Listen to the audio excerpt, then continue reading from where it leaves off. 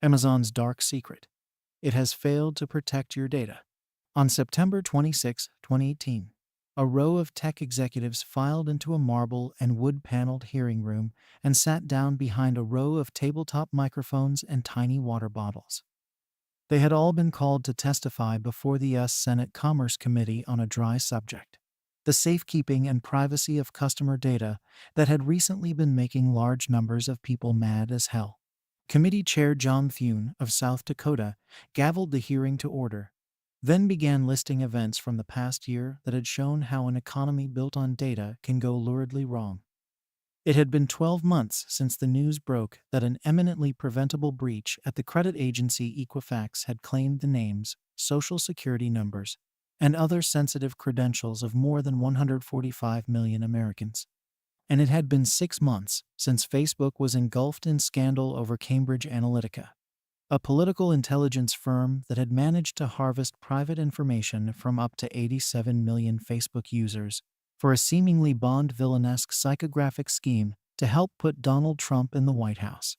To prevent abuses like these, the European Union and the state of California had both passed sweeping new data privacy regulations.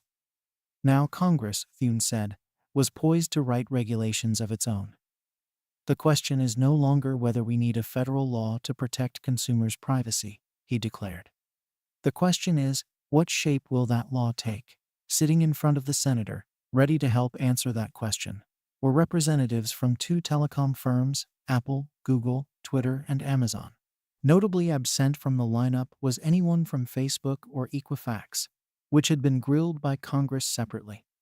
So for the assembled execs, the hearing marked an opportunity to start lobbying for friendly regulations and to assure Congress that, of course, their companies had the issue completely under control. No executive at the hearing projected quite as much aloof confidence on this count as Andrew DeVore, the representative from Amazon, a company that rarely testifies before Congress. After the briefest of greetings, he began his opening remarks by quoting one of his company's core maxims to the senators. Amazon's mission is to be Earth's most customer-centric company. It was a stock line, but it made the Associate General Counsel sound a bit like he was speaking as an emissary from a larger and more important planet. DeVore, a former prosecutor with rugged features, made clear that what Amazon needed most from lawmakers was minimal interference. Consumer trust was already Amazon's highest priority, and a commitment to privacy and data security was sewn into everything the company did. We design our products and services so that it's easy for customers to understand when their data is being collected and control when it's shared, he said. Our customers trust us to handle their data carefully and sensibly. On this last point, DeVore was probably making a safe assumption. That year, a study by Georgetown University found Amazon to be the second most trusted institution in the United States, after the military.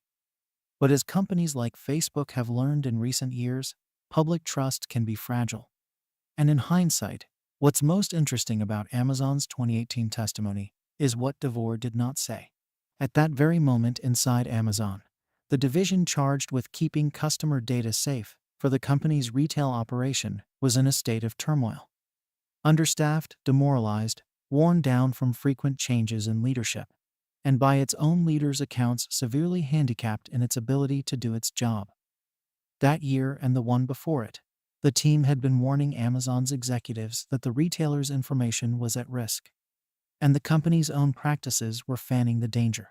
According to internal documents reviewed by Reveal from the Center for Investigative Reporting and Wired, Amazon's vast empire of customer data, its metastasizing record of what you search for, what you buy, what shows you watch, what pills you take, what you say to Alexa, and who's at your front door had become so sprawling, fragmented, and promiscuously shared within the company that the security division couldn't even map all of it, much less adequately defend its borders.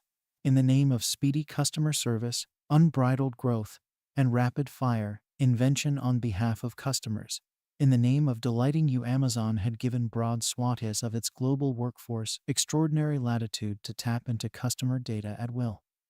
It was, as former Amazon Chief Information Security Officer Gary Gagnon calls it, a free-for-all of internal access to customer information.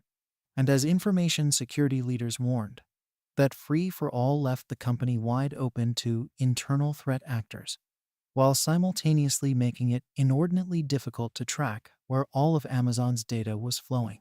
To be clear, this story is not about Amazon Web Services, the cloud computing wing that manages data for millions of enterprises and government agencies, which has its own separate information security apparatus.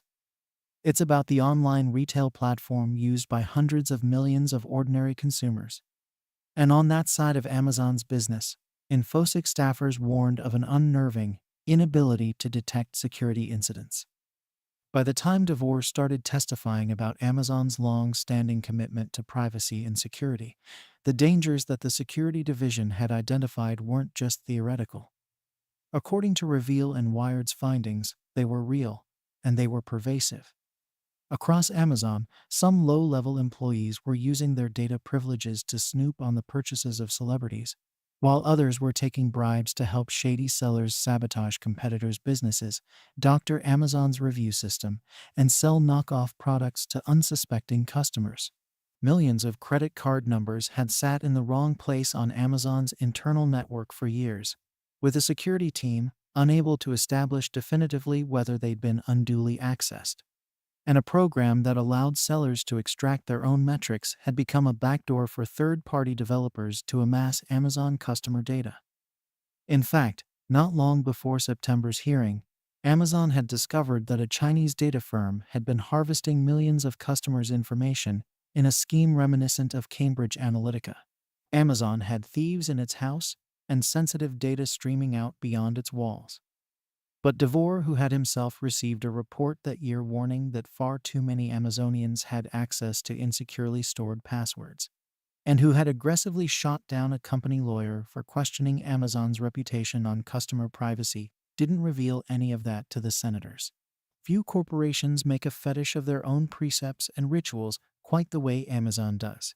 Jeff Bezos' famous leadership principles handed out to employees on laminated cards, posted on the walls, recited verbatim instruct Amazonians to show a bias for action, because speed matters in business principle no. They preach frugality because constraints breed resourcefulness, self-sufficiency, and invention no. Above all, they hold that Amazon's leaders should obsess over customers no. In the company's early days, Bezos instituted what he called the two-pizza rule.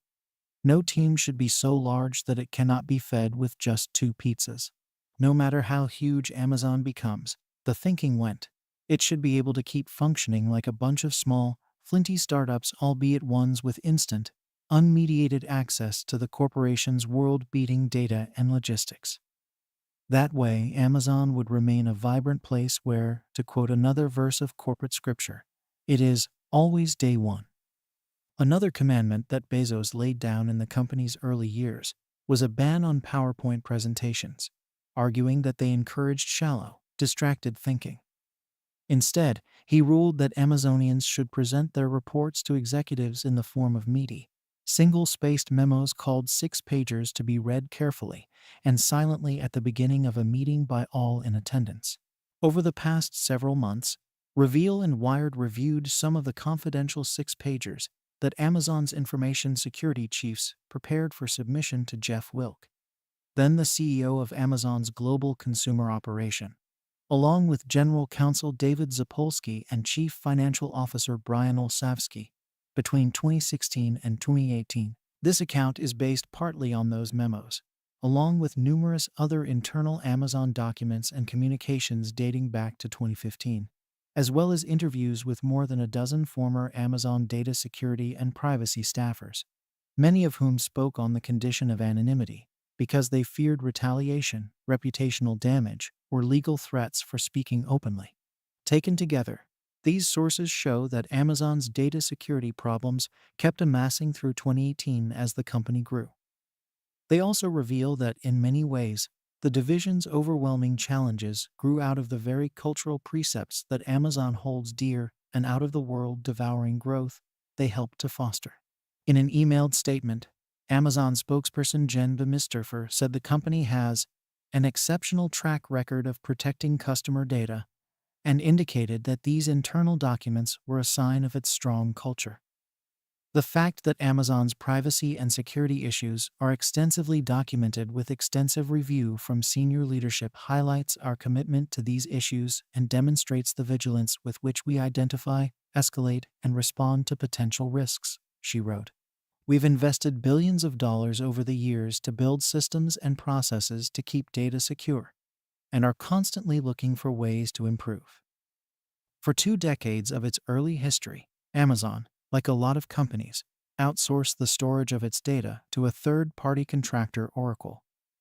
But by the mid-2010s, Amazon's data warehouse there had ballooned to become the biggest Oracle database in the world, as much as 1,000 times bigger than any other, according to one Amazon estimate. It held a staggering 50,000 terabytes of information.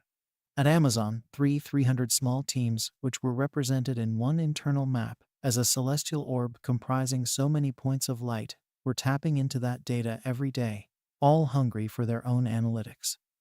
They had a tendency to grab the data they needed, copy it, and store it elsewhere, according to a 2018 security memo that analyzed the roots of the company's data risks. The result? A mostly undocumented proliferation of copies of their required data sets.